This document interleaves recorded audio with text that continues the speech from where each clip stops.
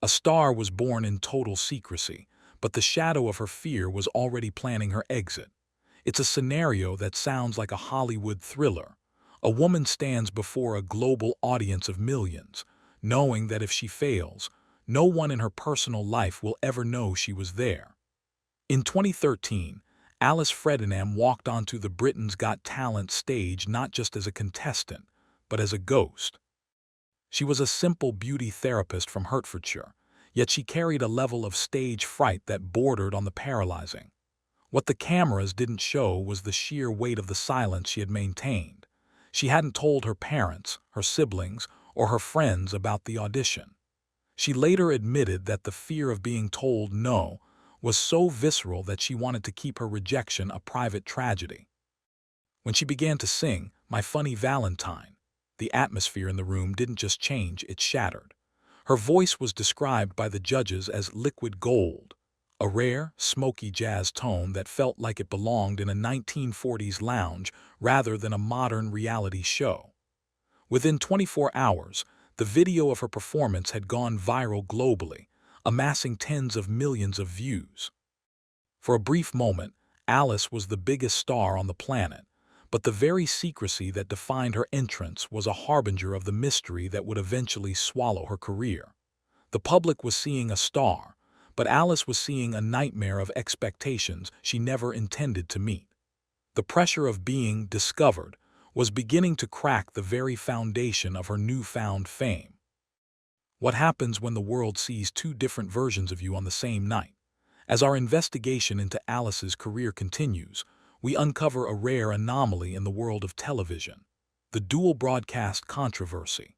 While Britain's Got Talent was airing her triumphant, gold standard audition, another network was preparing to show a very different side of the singer. Alice had also auditioned for The Voice UK, and the results there were nothing short of catastrophic. On The Voice, the judges' backs were turned and not a single chair rotated. Alice appeared broken, her confidence evaporated, and her voice, the same voice Simon Cowell called liquid platinum, seemed to fail her under the cold studio lights. This created a media firestorm. Tabloids began to speculate wildly. Was the BGT version of Alice an act? Was the vulnerability fake? In reality, it was a glimpse into the fragile psyche of an artist who was being pulled in two different directions by two massive corporate machines. The public's perception began to shift from pure admiration to a strange, investigative curiosity. They weren't just listening to her music anymore. They were looking for cracks in her armor.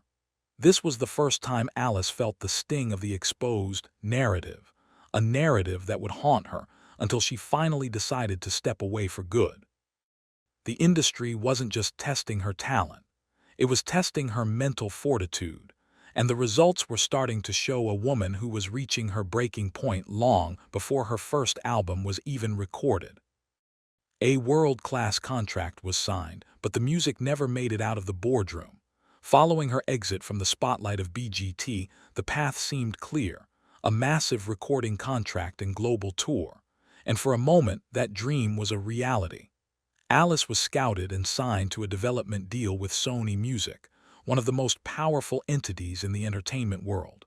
However, this is where the trail starts to go cold.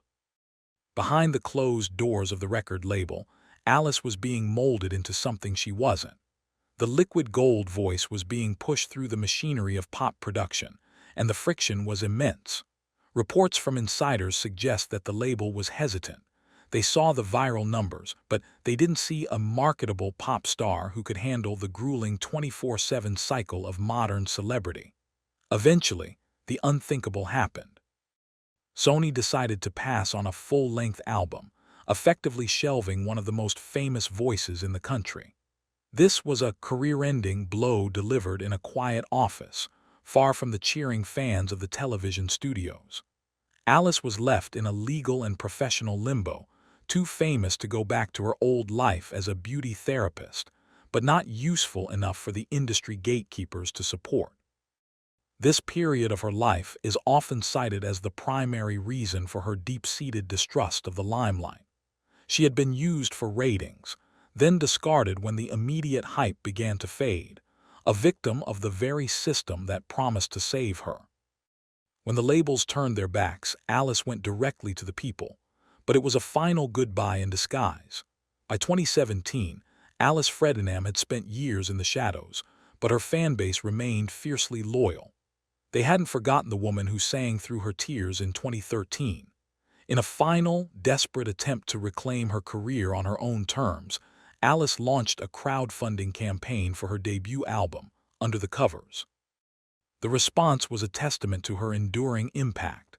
The goal was reached almost instantly. She partnered with Cherry Red Records to finally release the jazz-infused tracks she had always wanted to sing.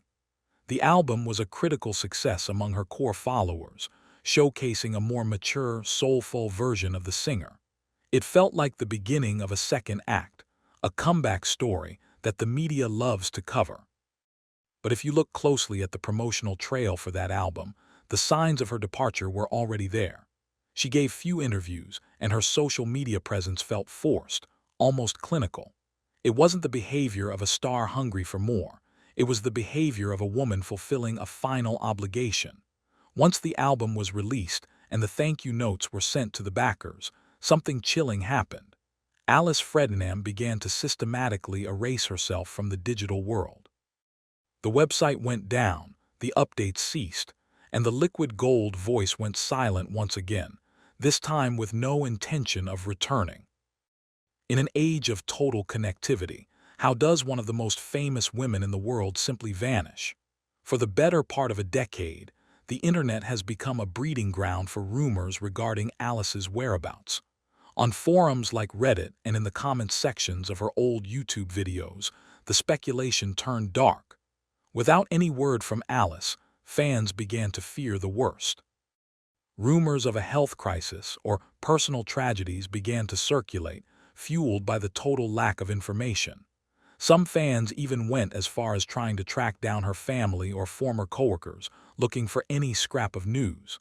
This digital ghosting is almost impossible in 2026, yet Alice managed it with surgical precision.